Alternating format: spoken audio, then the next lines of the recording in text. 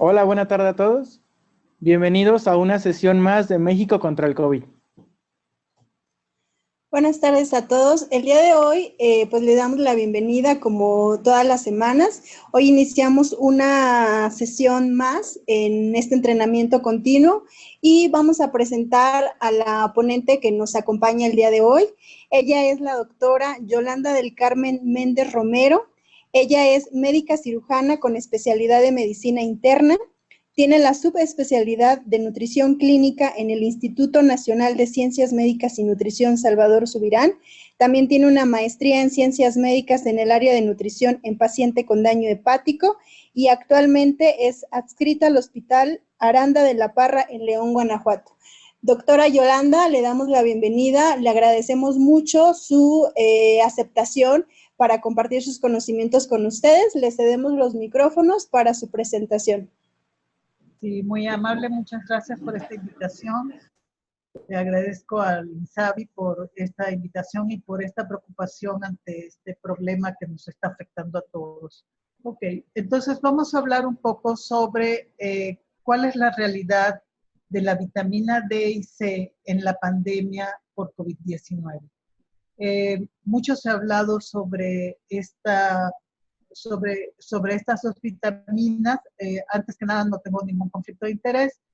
Y se ha hablado mucho sobre estas dos vitaminas en las que, pues, finalmente hay como que cierta tendencia a aceptar que estas vitaminas pueden tener algún efecto protector en los pacientes con COVID. Sin embargo, ante tanta información que ha surgido en forma rápida, urgente, muchas cosas pues no, como que no quedan muy claras. Entonces, vamos a hablar un poco primero sobre la vitamina D.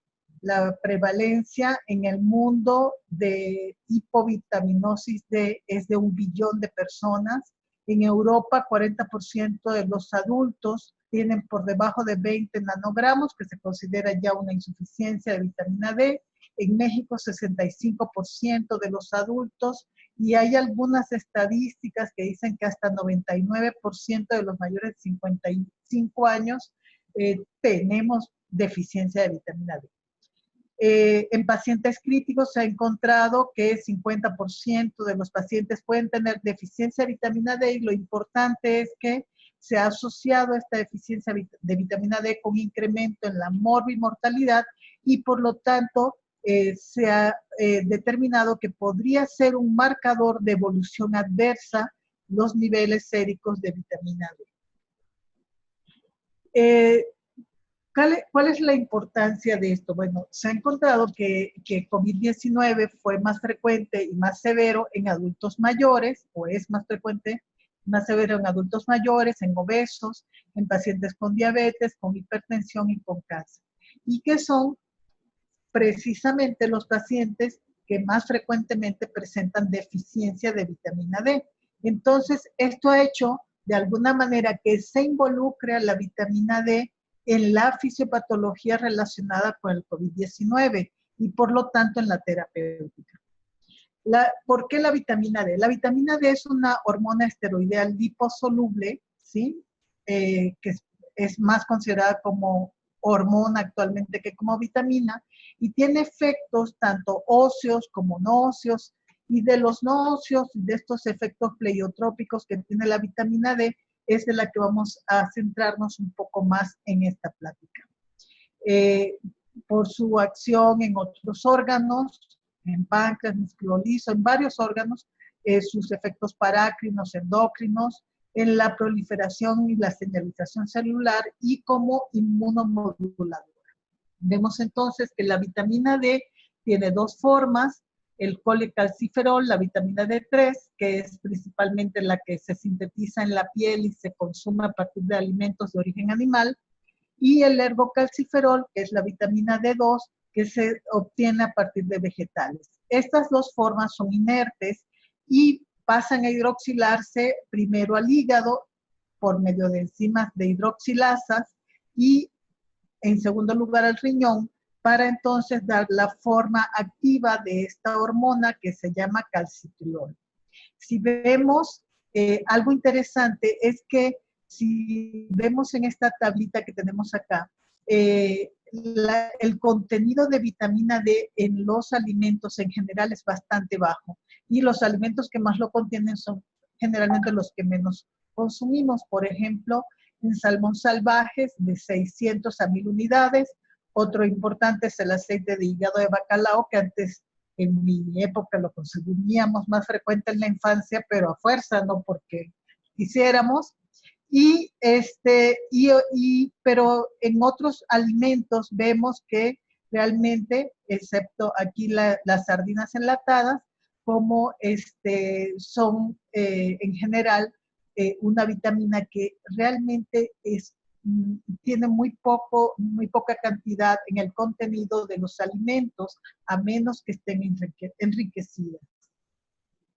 En este esquema quiero, en primer lugar, bueno, dar este aspecto de la fisiología de la vitamina D, y vemos cómo la vitamina D actúa en diferentes órganos, ¿sí? Y que es sintetizada por los rayos, por la luz del sol en la piel, como colecalciferol, y también la que consumimos en los alimentos son las formas de vitamina que van a ingresar al organismo, se absorben y que en el hígado van a sufrir una primera hidroxilación para formar la 25-hidroxivitamina D3, y posteriormente en el riñón van a sufrir otra hidroxilación para formar la 1,25-hidroxi D3, que es el calcitriol. ¿Y qué pasa con esta vitamina una vez que son hidroxiladas? Entonces, estas vitaminas posteriormente se van a unir, ¿sí?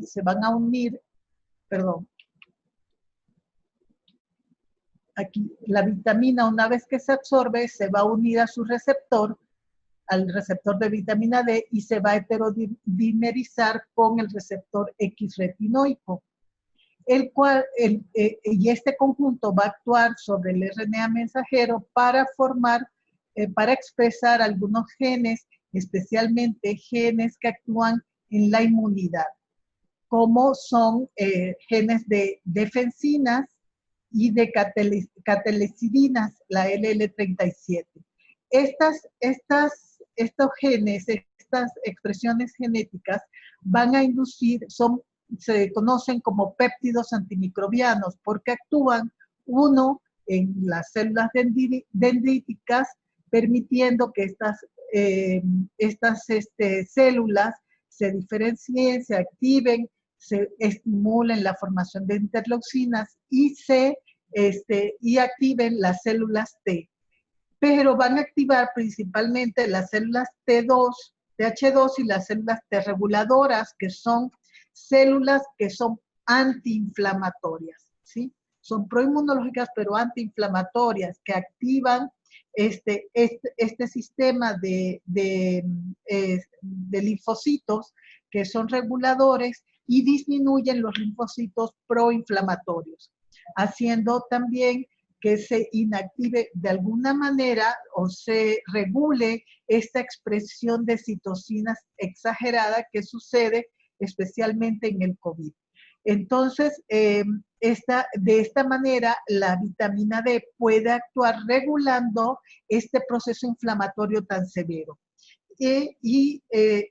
Específicamente por medio de la inducción de péptidos antimicrobianos, de la reclutación de neutrófilos, monocitos y células T, y activando la inmunidad innata, donde se producen algunos anticuerpos que van a ayudar en contra de este virus.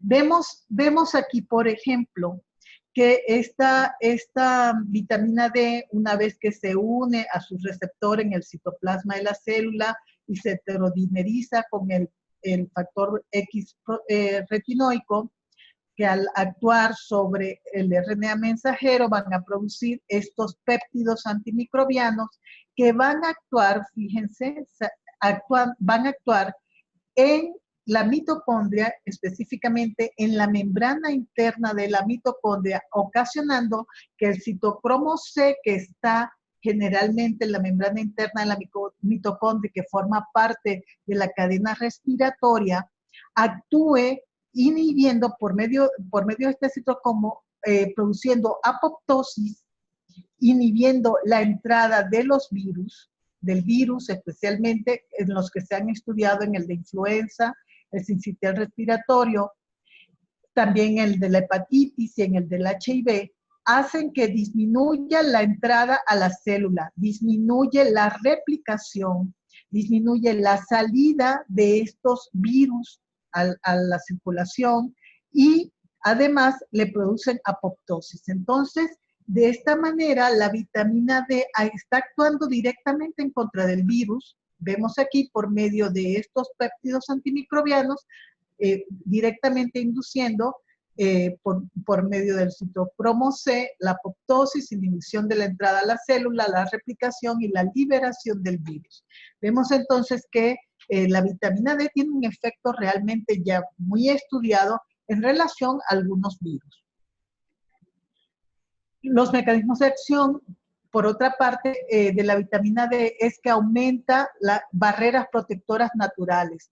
Epitelio intestinal, por ejemplo, endotelio vascular. Mejora la inmunidad celular innata y aumenta la inmunidad adaptativa. Esto es una de las formas como la vitamina D puede ayudar en contra de esta pandemia, de esta enfermedad por COVID. Vemos aquí cuáles son los valores séricos que se hablan de óptimo de 50 a 70, normal de 33 a 49, óptimo menor de 30, subóptimo de 20 a 30, deficiencia, que algunos también le llaman insuficiencia, de 10 a 20 nanogramos por mililitros y deficiencia severa de 0 a 10. Alto no tóxico de 71 a 150 y ya se consideraría tóxico cuando se llega a tener valores séricos mayores de 150. Cuando tenemos una deficiencia severa, se sugiere que la dosis de corrección sea de 7,000 unidades al día. Cuando hay una insuficiencia o una deficiencia moderada, que sea de 6,000, y cuando es un nivel subóptimo de 5,500. Obviamente en los otros casos no es necesario corregirla porque ya son valores normales. Fíjense, dijimos acá que de 5,000 y de 6,000 unidades. Fíjense, una exposición a la luz solar durante 10 minutos, por lo menos hasta que la piel se ponga ligeramente rosita, obviamente con poca ropa para permitir el contacto de la luz solar con la piel. Y con esto podríamos conseguir obtener hasta 20,000, un shot de 20,000 unidades de vitamina D en 24 horas. Imagínense, 20,000 unidades, un montón, ¿verdad? Solamente con una ligera exposición a la luz solar. Lo que nos hace falta, porque hay tanta deficiencia, sobre todo en nuestros países latinos, si tenemos un sol esplendoroso, ¿verdad? En pacientes críticos, se considera que se podría suministrar una dosis alta de 120,000 unidades a la semana. Se considera, como ya había dicho, toxicidad si es mayor de 160 en sérico.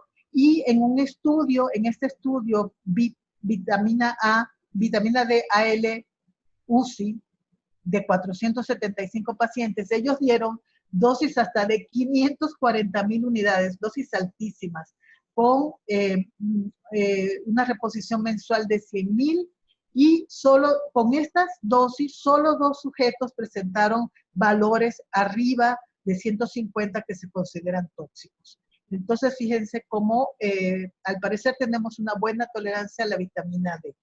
Aquí hay otras recomendaciones de represión y de mantenimiento dependiendo de la edad y también dependiendo de las características clínicas del paciente. Cuando hay obesidad o mala absorción, entonces se requieren cantidades un poco mayores. Si vemos, hablan de 6,000 y 10,000 unidades. Si estamos acostumbrados que, por ejemplo, para las cuestiones óseas, para las deficiencias por problemas óseos, damos 400 unidades, 800 unidades, cuando mucho. Y aquí estamos hablando de dosis verdaderamente altas, ¿sí? Y para evitar recurrencias, algunos autores han propuesto 50.000 unidades 2 veces al mes por 6 años.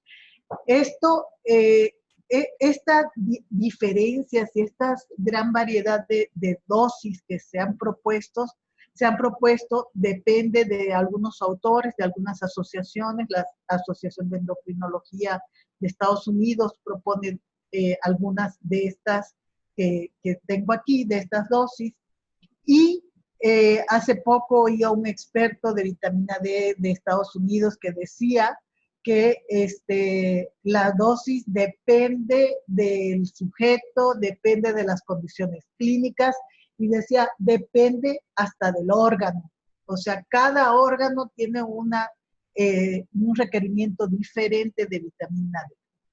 Ok, vemos en este estudio, por ejemplo, ya utilizando la vitamina D en el tratamiento de enfermedades respiratorias. Este estudio se hizo con 9.940 pacientes, una cohorte de pacientes de 50 a 75 años, donde una buena parte, 43%, eran hombres, y 43.8% tenían entre 30 a 50 nanomoles, o sea, una dosis más o menos adecuada, y de 15% tenían menos de 30 nanomoles. ¿Sí? Entonces, o sea, eran pacientes que tenían una deficiencia de vitamina D, y vemos aquí cómo la mortalidad por infección respiratoria, fíjense, esta curva es la de pacientes con deficiencia de vitamina D, con insuficiencia y con valores normales. Y vemos cómo la mortalidad era mayor a medida que la deficiencia era mayor. Entonces, a mayor deficiencia, la mortalidad fue mayor. ¿Sí? Ese es el porcentaje, de sobrevida de los pacientes con insuficiencia respiratoria. La sobrevida fue menor en los pacientes con deficiencia severa que en los pacientes que tenían valores normales. Vemos aquí, por ejemplo, cómo la mortalidad incrementa. Vemos, este es el estudio, cómo la mortalidad es mayor a medida que los valores son menores de vitamina D. Mayores de 50, mortalidad de 30 a 50, y menores de 30. Por cualquier causa, la mortalidad fue mayor en pacientes con menor de 30 de valores séricos de vitamina D. Enfermedad cardiovascular, también la mortalidad fue mayor cuando había mayor deficiencia. En cáncer, la mortalidad también fue mayor. Y en enfermedades respiratorias igual, se repite lo mismo. Toda la mortalidad fue mayor cuando estos pacientes tenían mayor deficiencia de vitamina D, y esto fue un valor significativo. ¿Sí? En otros estudios en el que se hizo metaanálisis con 10.933 sujetos, se encontró que en este metaanálisis se revisaron 25 estudios randomizados, doble ciego, con placebo, en el que se utilizaron vitamina D2 y vitamina D3. Y en estos sujetos con vitamina D menores de 25, valores séricos de vitamina D menores de 25, se comparó contra sujetos que tenían valores séricos mayores de 25. Y se dieron dosis diarias en los diferentes estudios. Algunos dieron menos de 800 unidades al día, otros dieron entre 800 y 1999, y otros en otros estudios dieron más de 2.000 unidades. Y algunos dieron con bolos, otros sin bolos, de 30.000 unidades. Los resultados de este estudio fue que la suplementación prevenía la infección. Suplementar la vitamina D prevenía las infecciones respiratorias agudas en pacientes que tenían deficiencia de vitamina D, o sea, los que tenían menos de 25 nanomoles por litro. Y en los pacientes que tienen deficiencia de vitamina D, les iba mejor cuando se hacía una suplementación diaria o semanal sin necesidad de dar bolo, tenían mayores beneficios. Entonces vemos cómo estos pacientes tenían entonces mejores resultados cuando se suplementaba a aquellos que tenían deficiencia de vitamina D y cuando la suplementación se hacía diaria o semanal sin dar bolos. Vemos aquí en pacientes con EPOC y se hizo un metaanálisis. Déjenme ver si puedo mover un metaanálisis donde se estudiaron 2.670 pacientes de 25 artículos revisados, pacientes con EPOC, a quienes se les dio dosis variables diarias o bolos de vitamina D suplementada. La suplementación fue de 2 meses a 2 años. Este es un estudio chino que salió ahora en el 2020 y ellos encontraron que disminuye las exacerbaciones de los pacientes con EPOC, la suplementación de la vitamina D, y que mejoraba los parámetros ventilatorios, disminuyendo además la expectoración en estos pacientes. Entonces, en pacientes con EPOC, al parecer también da buenos resultados. En pacientes críticos, ¿qué pasa en pacientes críticos? Este estudio que ya se lo había mencionado antes, el Vita-D-AL de pacientes en terapias intensivas, 475 pacientes a los que les dieron bolos de 540,000 unidades, ¿se acuerdan que les había comentado? Y 900,000 unidades al mes por 5 meses. No hubo diferencia significativa entre estos pacientes en cuanto a estancia hospitalaria, en mortalidad hospitalaria y en mortalidad a 6 meses. Cuando se hizo una separación de los pacientes que verdaderamente tenían deficiencia de vitamina D, ¿sí?, que fueron 200 pacientes, ellos no encontraron diferencia significativa en el tiempo de estancia hospitalaria ni en la mortalidad a 6 meses. Sin embargo, sí encontraron diferencia en la mortalidad hospitalaria, de 28% los que tenían vitamina D contra el doble casi, ¿sí?, de los que habían consumido placebo.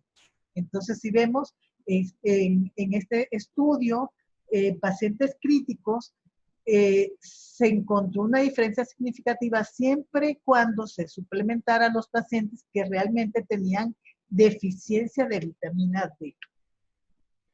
Este estudio también encontraron que en este grupo de pacientes que tenían deficiencia de vitamina D, fíjense, con valores menores de 12 nanogramos, ¿sí?, cuando la deficiencia sucedía desde antes de la hospitalización, cuando eran pacientes que estaban con deficiencia previo a la hospitalización, la vitamina D podría servir como un marcador de susceptibilidad a sepsis y alta mortalidad en estos pacientes con sepsis. Se asociaba a infecciones severas, la deficiencia de vitamina D, incremento del riesgo de mortalidad a 28 días, incremento de daño renal agudo por isquemia e incremento de costos. Entonces, una vez más, la vitamina D va mostrando que sí tiene un valor importante en este tipo de pacientes, en este caso críticos, que tienen muy bajos niveles de vitamina D.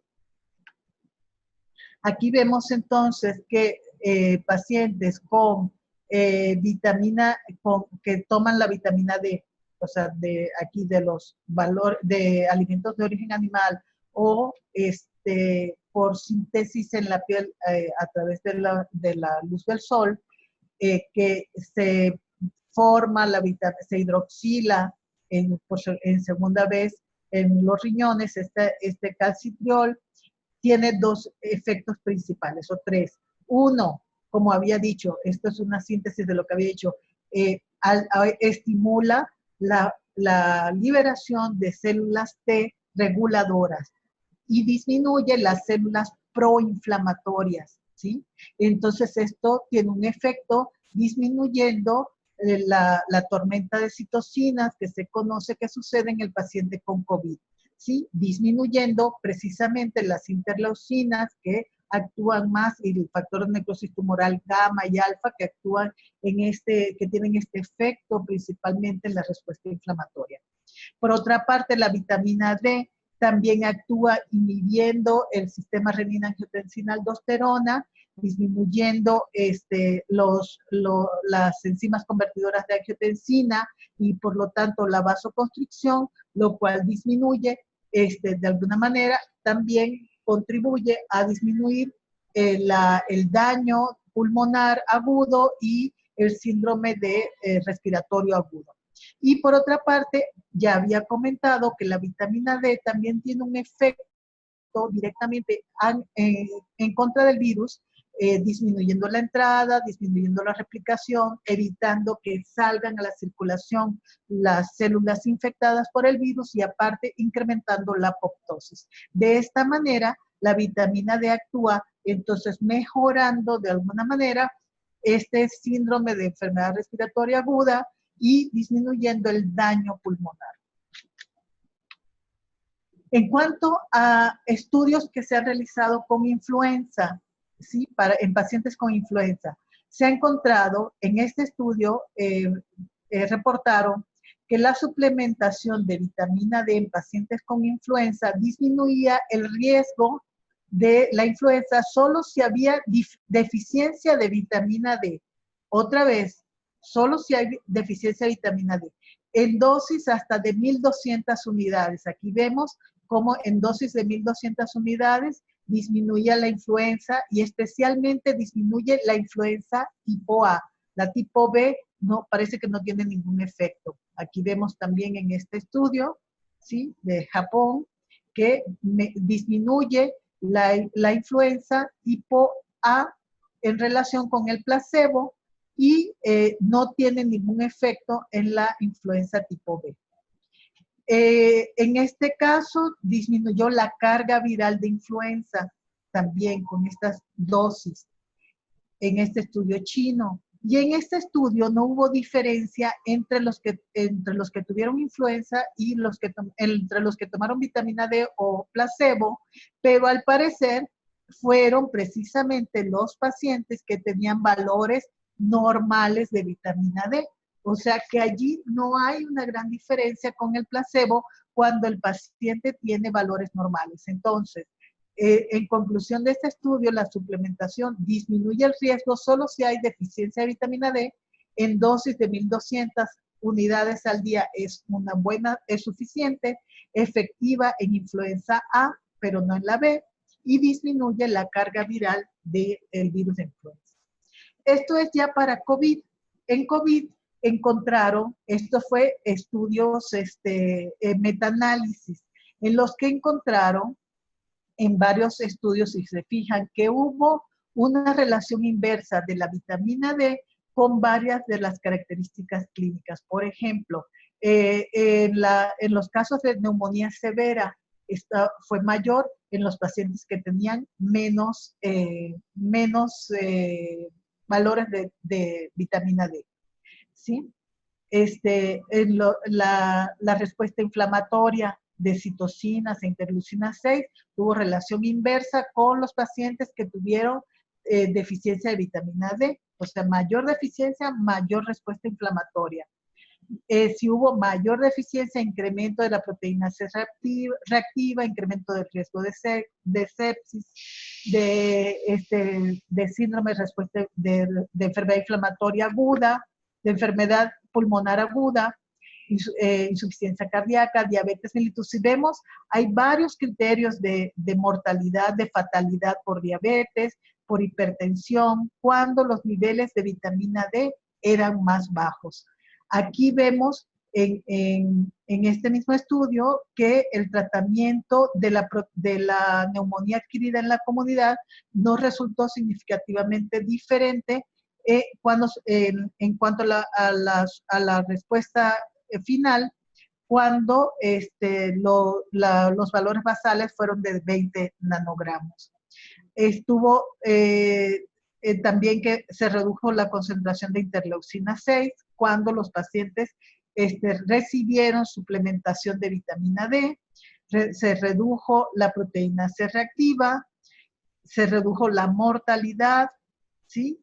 Y contribuyó al desarrollo, a la disminución del desarrollo de las enfermedades respiratorias agudas cuando fue suplementado la vitamina D.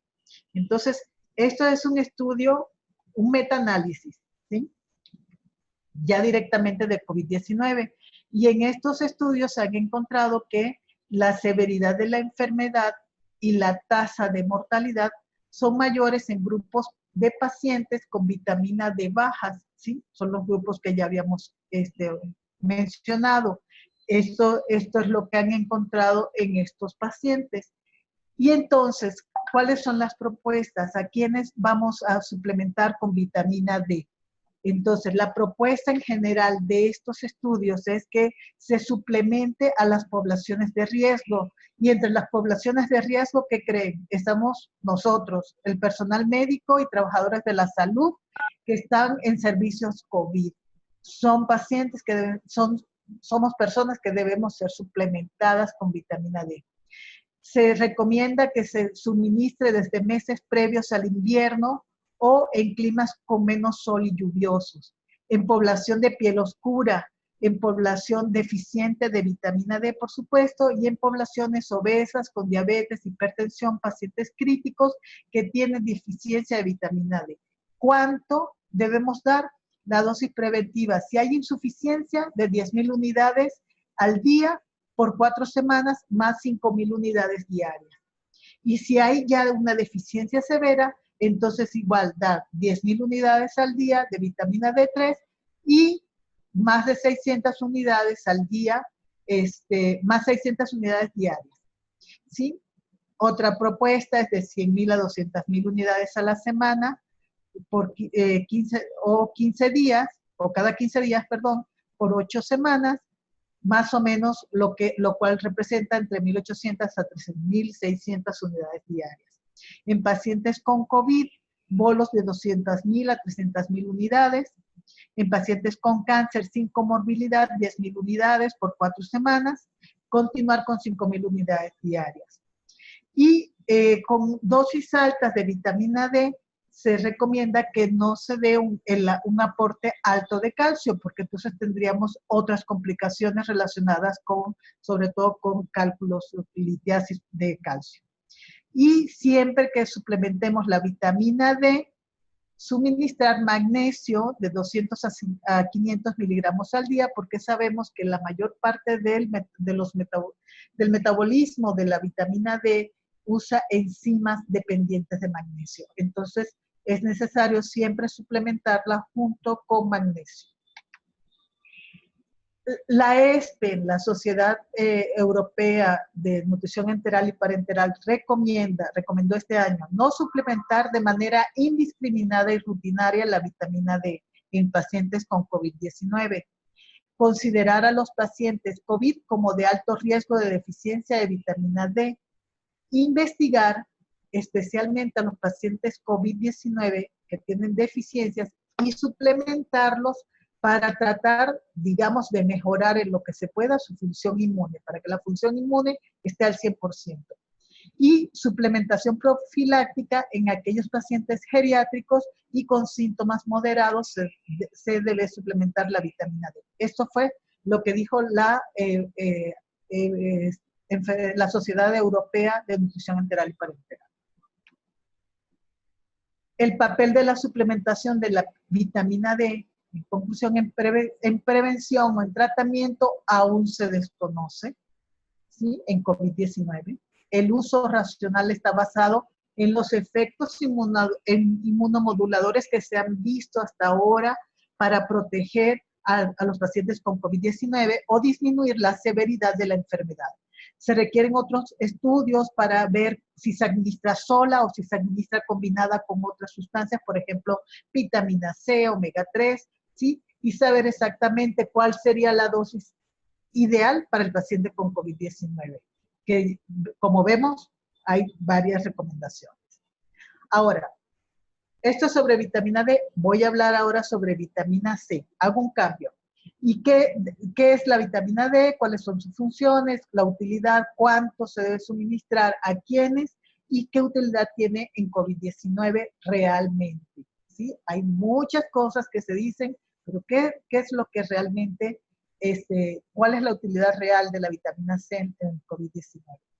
¿Qué es la vitamina C? Bueno, es el ácido ascórbico, es una vitamina hidrosoluble, antioxidante no enzimática que se encuentra en diferentes formas como anión ascarbato, radical ascorbilo y anión deshidroascarbato.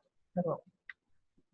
¿Cuáles son las funciones de la vitamina C? Bueno, la vitamina C tiene varias funciones y principalmente actúa como un antioxidante, pero fíjense que no es solamente un antioxidante, tiene otras funciones interesantes. Entonces, como antioxidante, neutraliza radicales libres, puede reducir el hierro porque lo quela, regenera la vitamina E, es un cofactor de algunas enzimas de oxigenasas que actúan en síntesis de neurotransmisores, ¿sí?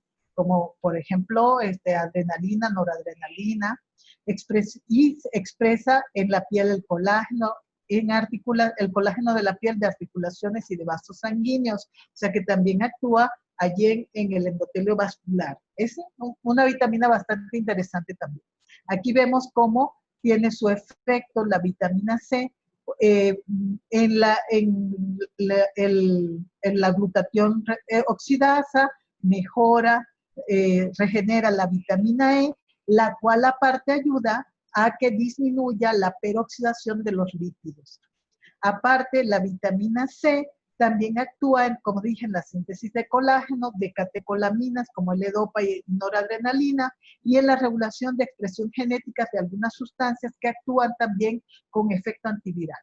Ahorita vamos viendo esto. Entonces, la vitamina C, en la dosis en hombres, 90 miligramos al día, mujeres 75 miligramos. En fumadores, a la dosis previa se le debe agregar 35 miligramos, en embarazadas agregar 85 y en mujeres en lactancia 125 miligramos, hasta alcanzar concentraciones plasmáticas de 50 micromoles por decilitro o 0.6 miligramos por decilitro y las concentraciones en leucocitos de 1 a 2 milimoles. Las dosis altas se han estudiado en infecciones respiratorias, dosis de 1.5 gramos por kilo. Esto es interesante, miren, este señor que les presento aquí es Linus Pauling. Linus Pauling es un científico francés que adquirió el Nobel, le dieron el Nobel de Química en 1954, pero también, fíjese, un hombre inquieto, en 1962, obtuvo el Premio Nobel de la Paz por su lucha en contra de las bombas atómicas, del uso de las bombas atómicas en las guerras. Ok, pero ¿por qué menciono a este señor? Porque este señor fue el primero que hizo un estudio randomizado controlado de vitamina C en pacientes con gripe común en los años 70. O sea que él fue el que hizo el boom de usar vitamina C, fue el que dijo hay que comer naranjas para mejorar la vitamina C y cítricos, ¿sí? A partir de su estudio, el cual muestra cómo la vitamina C tiene un efecto antiviral mediado por interferón, tanto por activación del sistema inmune innato como el adaptativo. Esto es algo interesante que lo hizo en los 70. Donde él muestra que los pacientes con esta enfermedad, con la gripe común, encuentra que liberan especies reactivas de oxígeno, o sea, radicales libres, a partir de los fagocitos activados, y encuentra que con la vitamina C se reduce la inflamación, se reducen estos radicales libres al atenuar el factor nuclear kappa beta. Entonces, esto fue algo aportado por este señor en el siglo pasado. Y entonces la vitamina C, digamos que tiene un poquito más de aceptación y reconocimiento en las enfermedades respiratorias y se encuentra como estudios controlados con placebo, ¿sí? En donde se suministra 200 miligramos al día de vitamina C a pacientes que tienen gripe común, no se reduce la incidencia, pero que si se suministra de 6 a 8 gramos al día, sí se disminuyen los síntomas, la duración y la gravedad en 24 horas de esta enfermedad. Y esto mediado por la respuesta inflamatoria que disminuye el factor de necrosis tumoral alfa y la interleucina 1 y aumenta las enzimas antioxidantes. Otra vez, aquí vienen otra vez la glutatión reductasa, la catalasa, la superóxido dismutasa, que es donde actúa esta vitamina C y que también, acuérdense, también actuaba en parte la vitamina D. La vitamina C, entonces, en pacientes críticos, posteriormente, este fue un estudio publicado en el 2019, hicieron este estudio CITRIS-ALI en pacientes críticos que tenían sepsis y síndrome de respuesta de enfermedad respiratoria aguda, 167 pacientes, y ellos encontraron que suministrando dosis altas de vitamina C, 50 miligramos por kilo cada 6 horas por 4 días, y B contra placebo, no había una mejoría en la disfunción orgánica, ¿sí? Aquí vemos cómo se suministra la vitamina C a estos pacientes y se incrementan los valores de vitamina C. Sin embargo, no hay mejoría ni en la disfunción orgánica, ni en la respuesta inflamatoria. La proteína C reactiva queda igual, los valores marcadores de SOFA quedan igual, no hay alteraciones en daño vascular ni en la respuesta de coagulación. Sin embargo, ven que disminuye de manera importante la mortalidad cuando se da estas dosis de vitamina C en contra del placebo, ¿sí? Aunque no cambió estos otros marcadores, sí cambió la mortalidad a 28 días.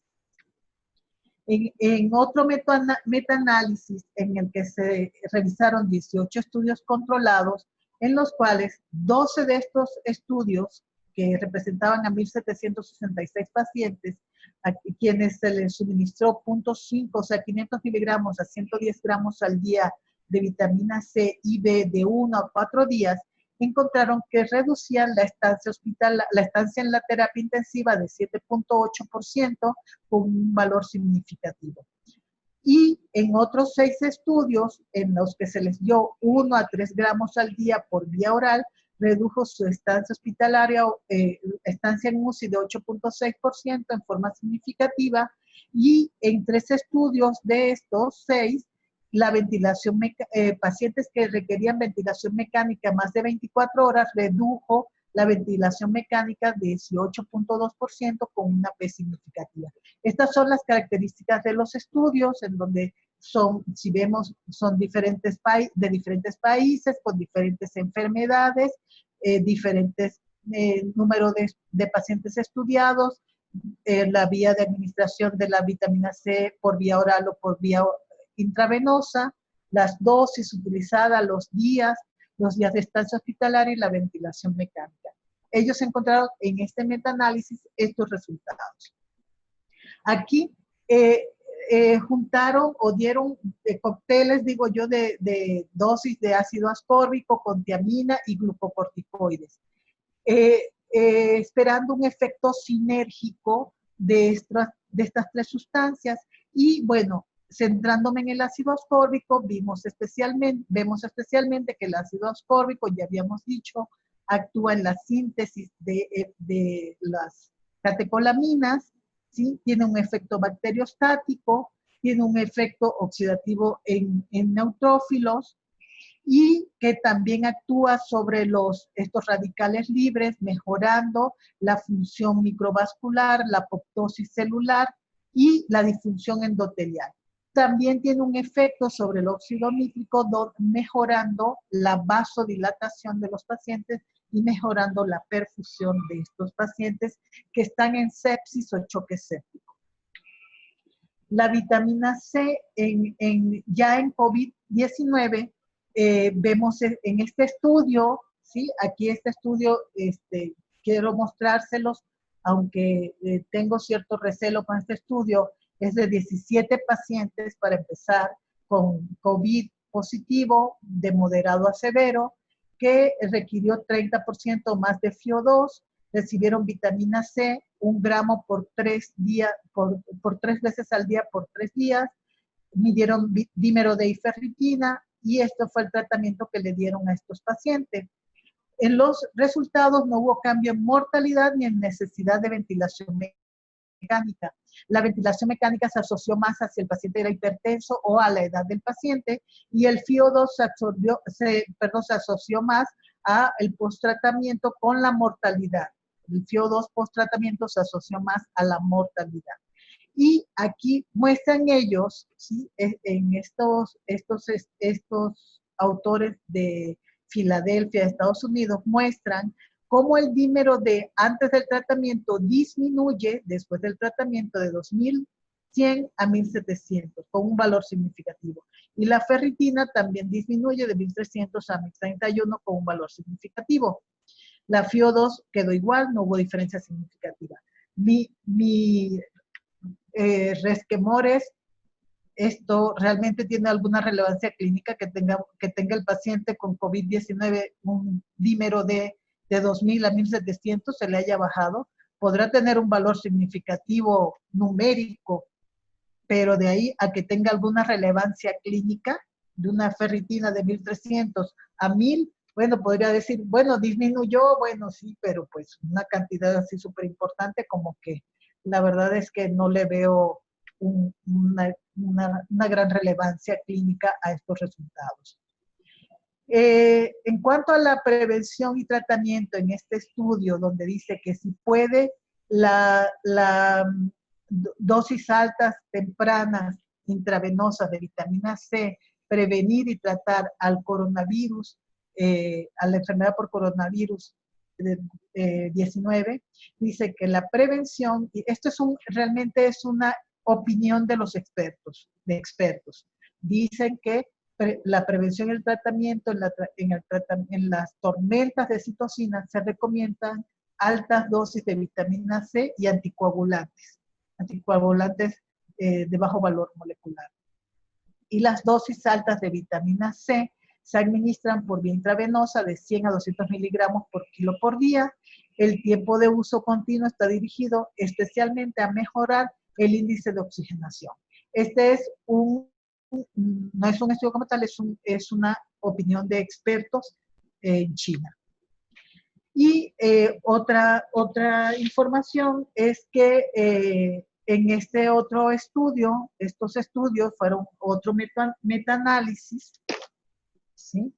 Donde ellos reportan que la vitamina C, ellos revisaron 24 estudios clínicos, de los cuales 19 estaban en fase 2, 3 o 4, donde se les dio el tratamiento anti-COVID, se dio inmunoglobulina, interferón, cloroquina, hidroxicloroquina, arbidol, los antivirales, metilprednisolona, vitamina C, varios medicamentos en estos diferentes estudios que ellos revisaron como metaanálisis. Y encontraron, específicamente voy a hablar de la vitamina C, que tiene una actividad antioxidante y puede reducir el estrés oxidativo y la inflamación, que actúa en la síntesis de vasopresina, que aumenta la función de la celular inmune, mejora la función endovascular y genera modificaciones inmunológicas epigenéticas,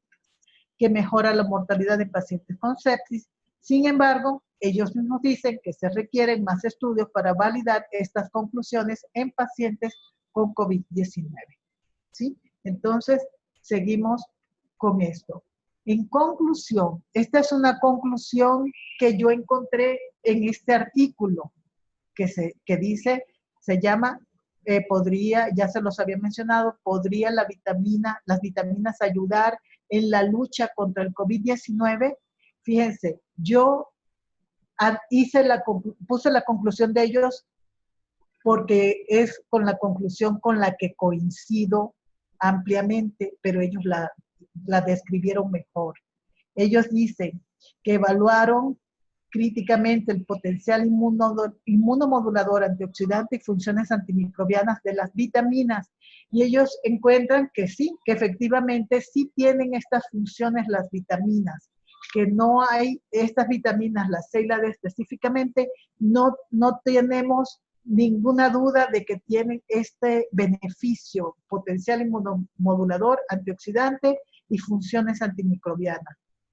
Sin embargo, dice, no hay evidencia de ensayos controlados, o sea, hay muchos estudios en infecciones respiratorias, hay otros en POC, hay en sepsis, ¿sí?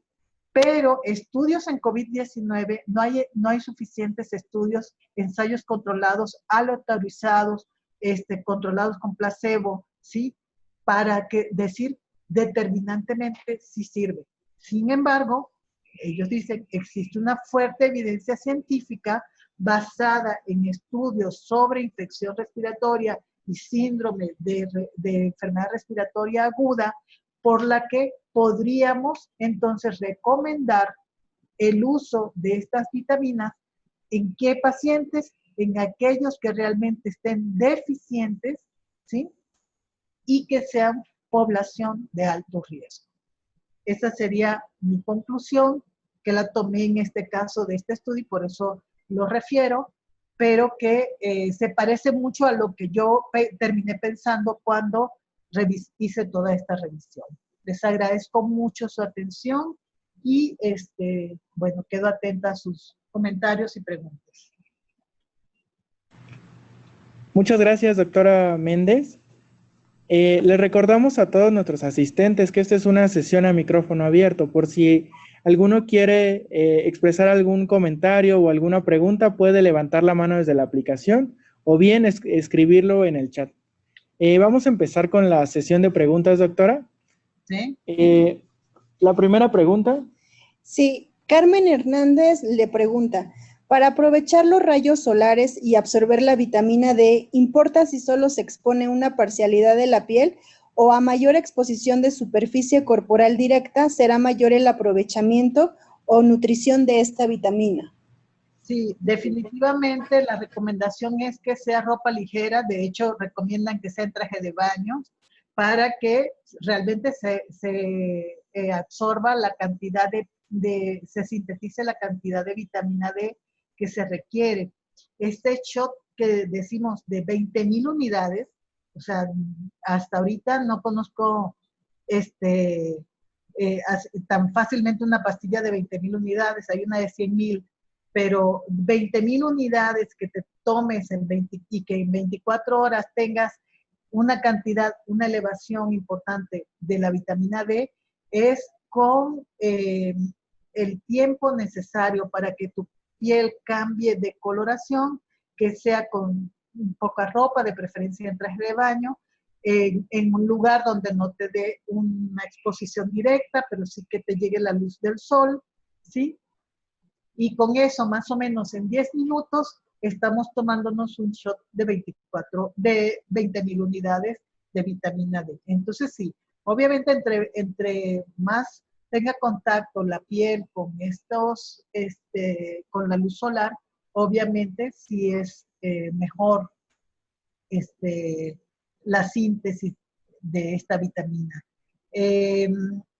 Obviamente sin uso de bloqueadores solares y en los sujetos, en las personas con piel más oscura, pues esta exposición probablemente sea un poquito más prolongada, deba ser un poco más prolongada. Muchas gracias, doctora Yolanda. Ya tenemos una mano arriba. Doctor Andrés Esperanza, ya le activamos su micrófono. Buenas tardes. Hola, buenas tardes. Como siempre, es un placer escucharlos. Ahora sí, yo soy el que me eché el shot de conocimientos para el día de hoy. Muchísimas gracias por la información. Mi pregunta es, ¿cuánto tiempo se tarda para metabolizar tanto la vitamina D como la vitamina C desde que se aplican? Esto es, ¿cuánto tiempo pasaría para poder ver los resultados en un paciente que estemos tratando?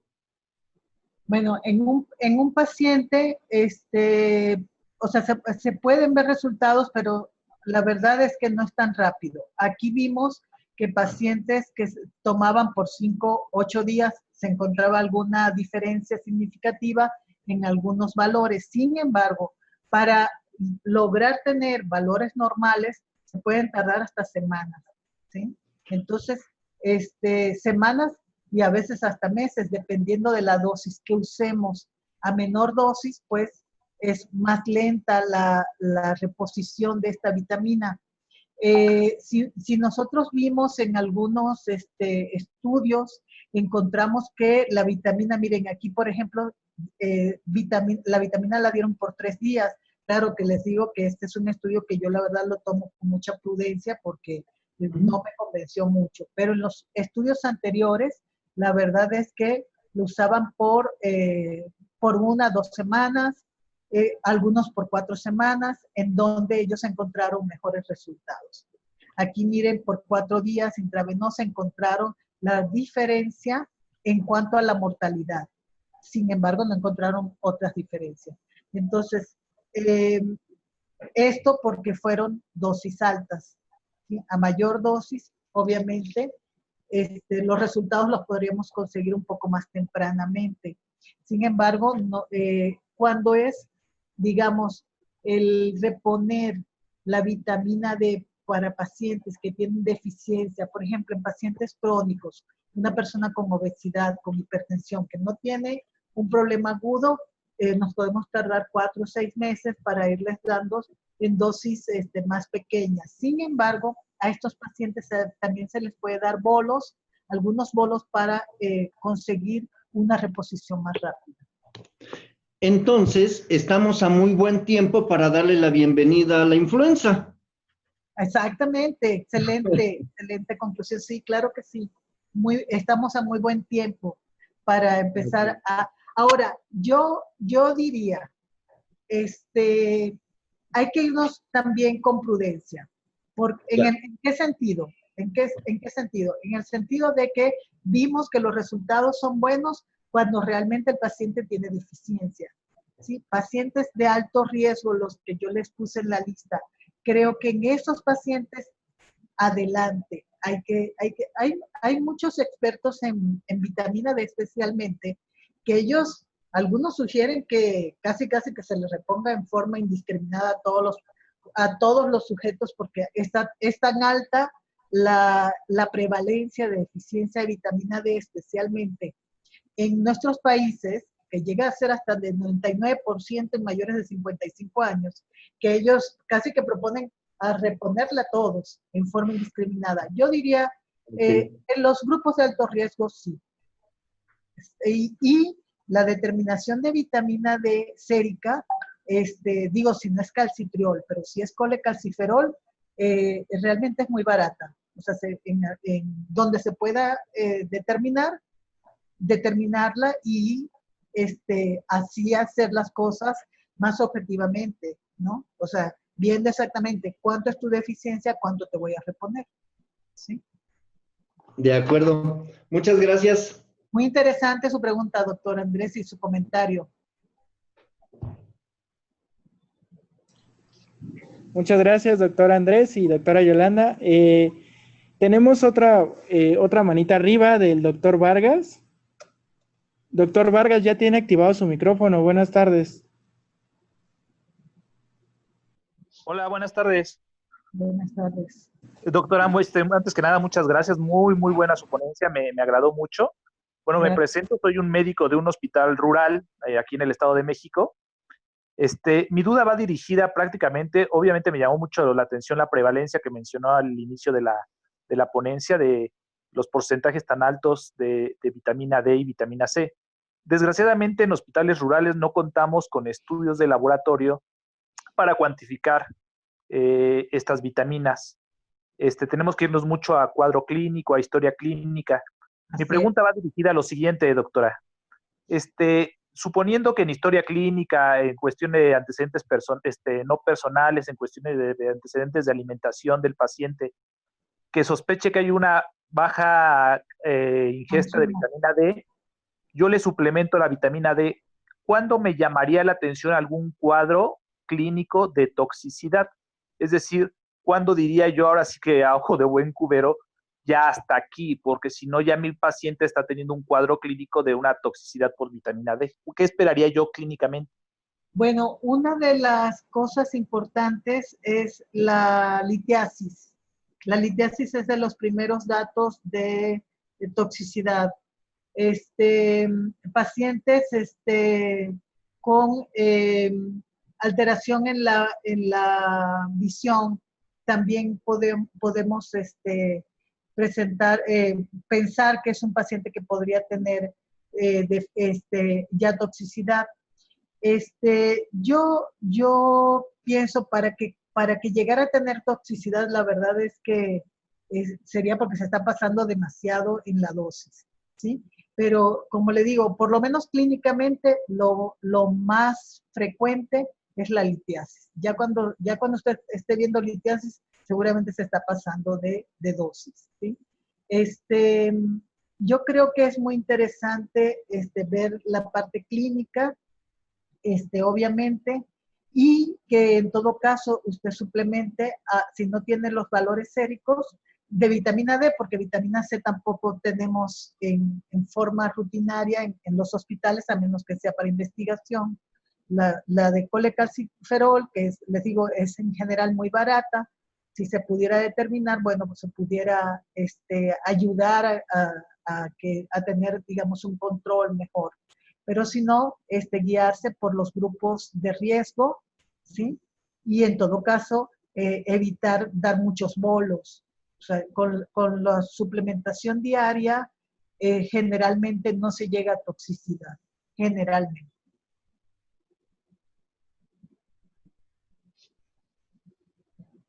Muchas gracias, doctora.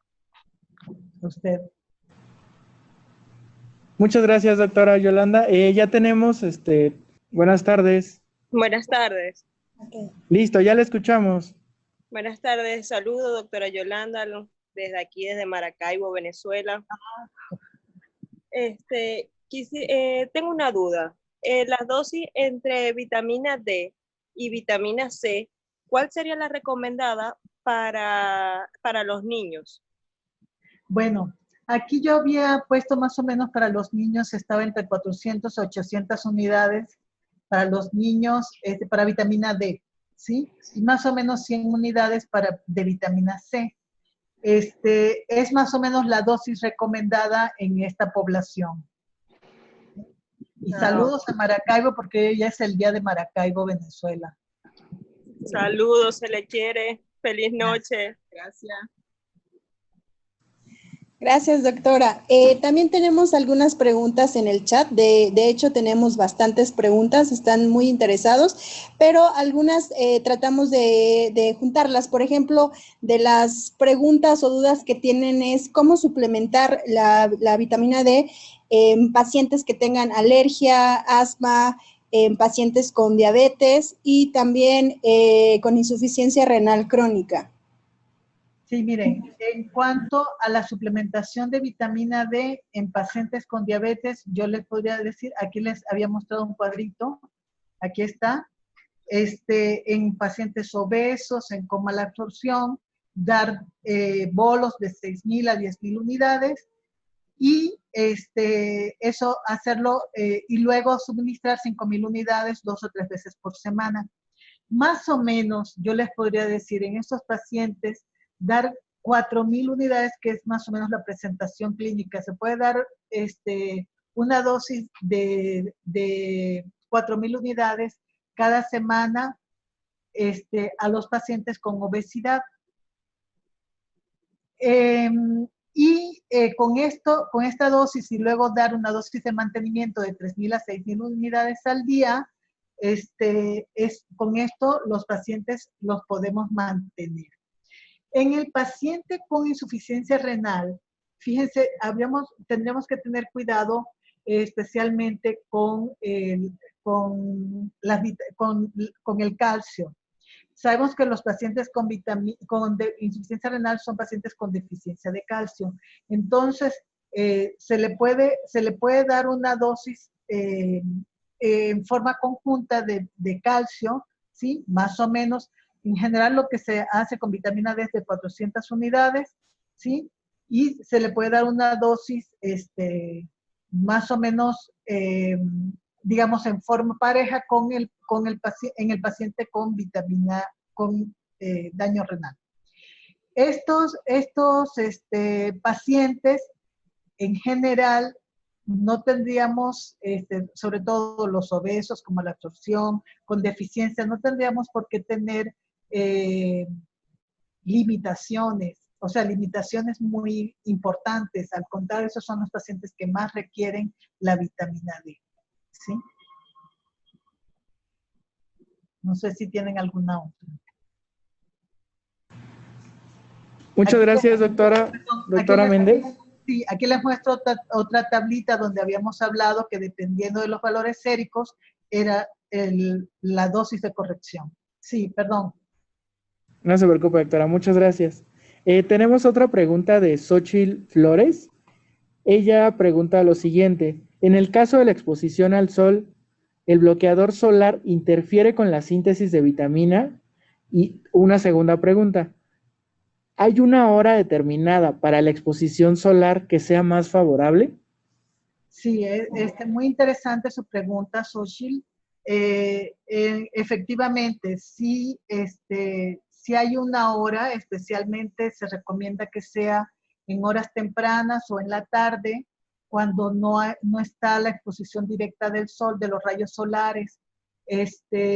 Entonces, para evitar pues que sucedan quemaduras o otros problemas relacionados con la exposición directa a los rayos solares, y sobre todo a los UV, ¿verdad? Entonces, el uso de los bloqueadores, sí, por supuesto, que sí interfiere con la síntesis de vitamina D, porque precisamente estos productos su función es bloquear la acción directa de la luz solar en la piel.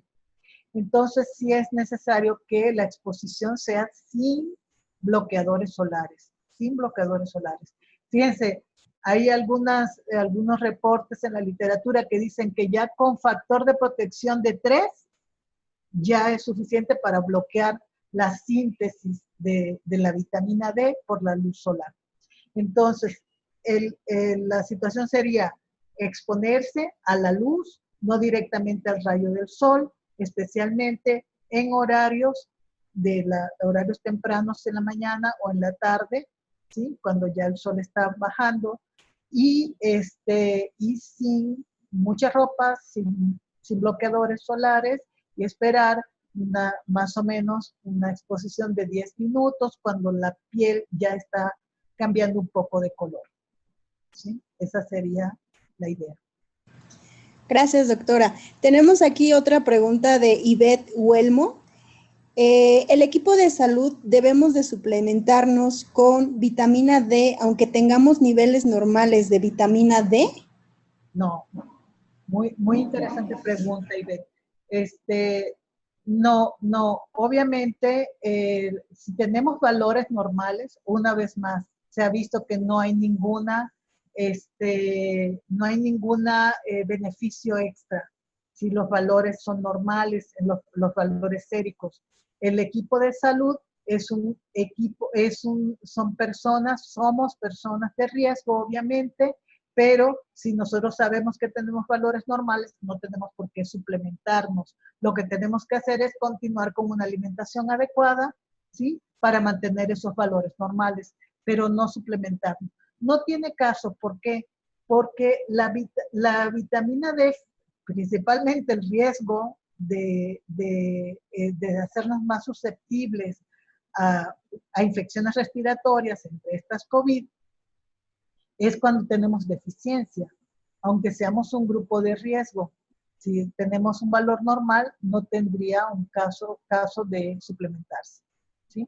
Sobre todo si tenemos esa determinación segura, o sea, si ya no las hicimos, pues no tiene ningún caso suplementar.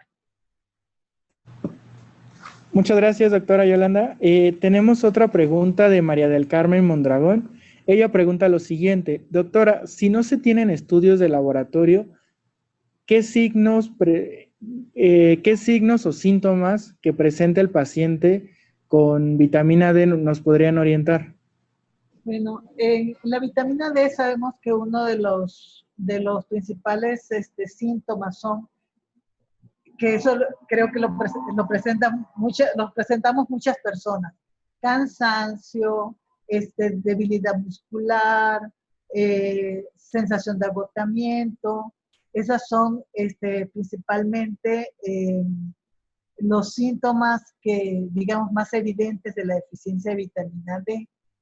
Creo que si le preguntamos a la población, a nuestros pacientes, creo que un alto porcentaje de nuestros pacientes dicen que tienen cansancio, agotamiento, que se sienten que no rinden, que no pueden tener una actividad física adecuada porque se sienten muy agotados.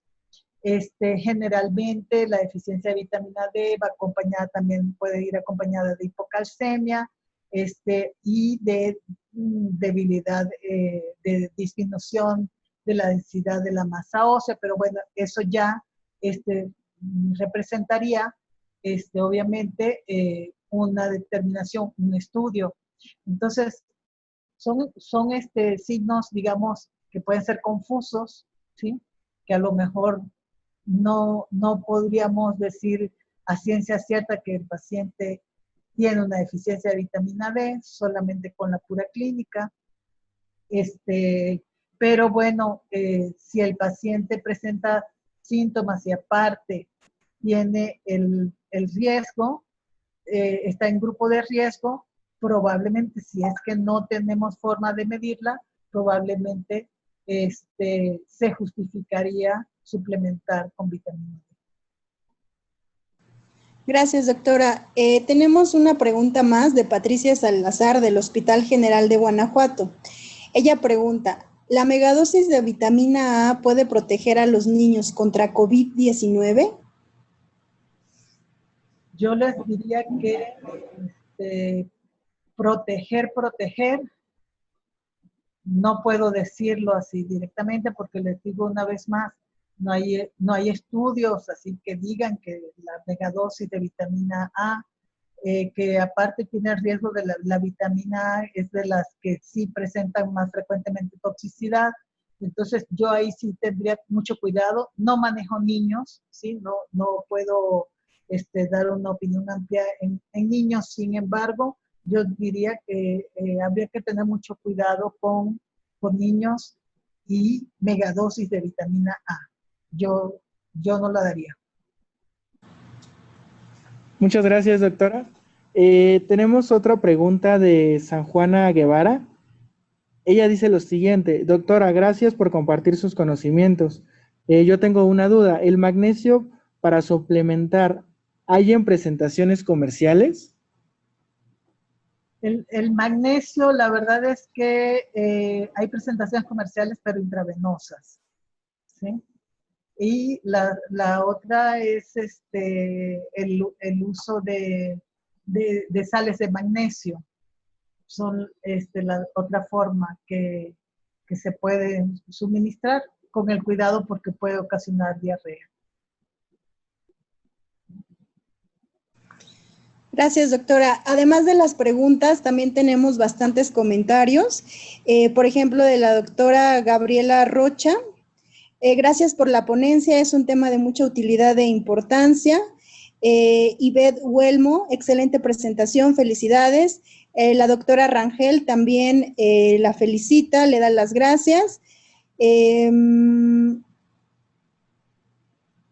María Estela Galindo, muchas gracias, doctora, la información es relevante y muy didáctica. Gracias. María de Jesús Luna, excelente presentación, felicidades. Claudia González y Chayo Becerra, muchas gracias, excelente presentación. Gracias. ¿Tenemos otra pregunta? Sí, Xochitl Flores pregunta lo siguiente: doctora, ¿qué presentaciones comerciales orales hay de vitamina D? De vitamina D comerciales hay dos, bueno, hay muchas, más bien, hay muchas, en dosis entre 400 a 800 unidades, en dosis no, en presentación comercial de 400 a 800 unidades. Hay varias, algunas vienen acompañadas de calcio, pero hay dos, por eso había dicho al principio que hay dos, específicamente que son, que tienen mayor cantidad. Hay una presentación que tiene 4,000 unidades, ¿sí? Entonces, que sería muy buena para esta suplementación diaria. Y hay una que viene de 100,000 unidades. Es una presentación excelente, que la tenemos en México por lo menos. Sí sé que en Estados Unidos hay presentaciones con dosis mayores, pero aquí tenemos esas dos, además de las, digamos, de las comerciales comunes que se usan para osteopenia y para osteoporosis, que son de entre 400 a 800 unidades.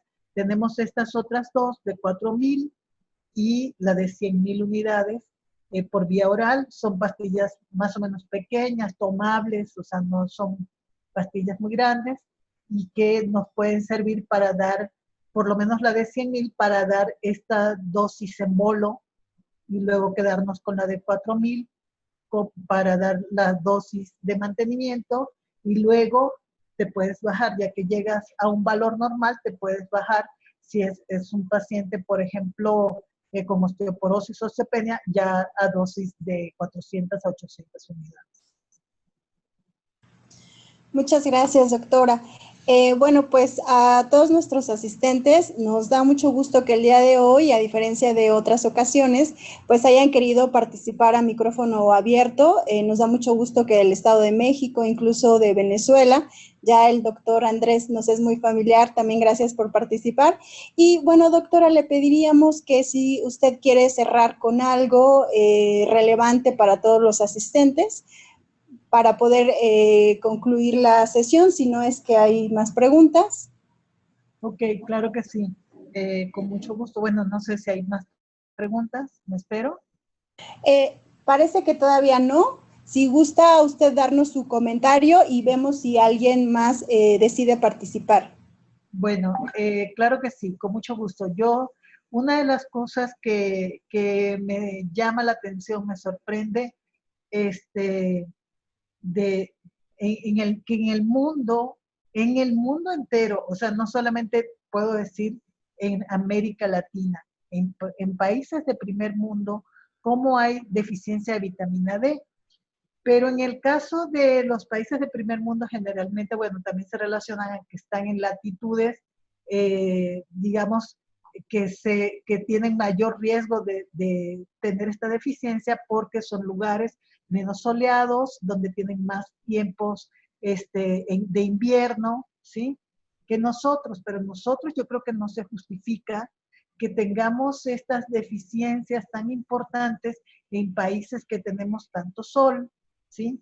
Que se permite que podamos tomarnos un ratito, solamente son 10 minutos de asolearnos un poco para sin tomarnos nuestro shot de 20,000 unidades diarias, ¿sí?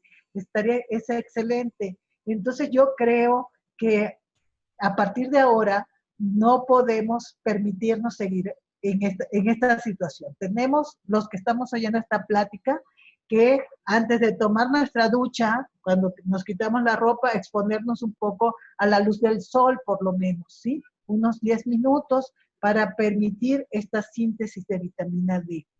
Ya esto es gratis, ¿sí? Es gratis totalmente. Y no nos produce efectos dañinos, adversos, si lo hacemos adecuadamente. Y además, en aquellos pacientes, por ejemplo, que tengan hipercalcemia, el shot de vitamina D solito no va a afectar los niveles de calcio. Ok, eso por una parte. En segundo lugar, ya en pacientes, ya relacionado con el COVID-19, el tener estos valores normales nos pueden ayudar, ¿sí? Según dice la evidencia científica, en mejorar nuestra situación inmunológica y nuestra actividad antioxidante. ¿Ok? Entonces, creo que estamos en una situación con esta pandemia, ya que estamos en confinamiento, tomarnos unos 10 minutos de la luz solar para, por lo menos en la medida que podamos, ayudarnos para mejorar nuestro estado inmunológico. Esto es en sujetos sanos. Ya en pacientes con síntomas moderados, también se ha visto que mejora la sintomatología y disminuye la gravedad cuando tenemos valores normales de vitamina D.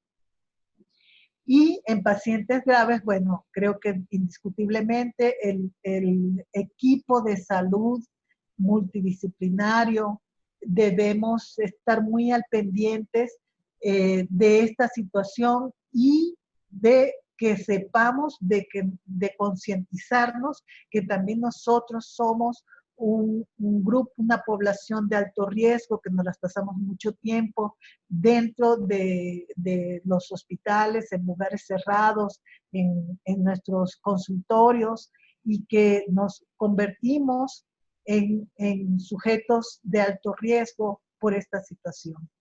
Entonces, creo que no se justifica en nuestros países también, tomando en cuenta la vitamina C, los cítricos en general, son frutas relativamente baratas, ¿sí? Creo que en esta pandemia tenemos que estar consumiendo frutas y verduras y tomarnos nuestros 10 minutos de exposición a la luz solar. Muchas gracias, doctora. Pues solamente en el chat hay más felicitaciones y agradeciéndole compartir sus conocimientos con el auditorio y por supuesto con nosotros. Pues le agradecemos muchísimo su participación y a todos los que nos acompañan, como siempre, también les damos las gracias por este entusiasmo de seguir en esta capacitación. Y entonces, pues le damos las gracias a usted, damos por concluida la sesión. Muchas gracias, doctora.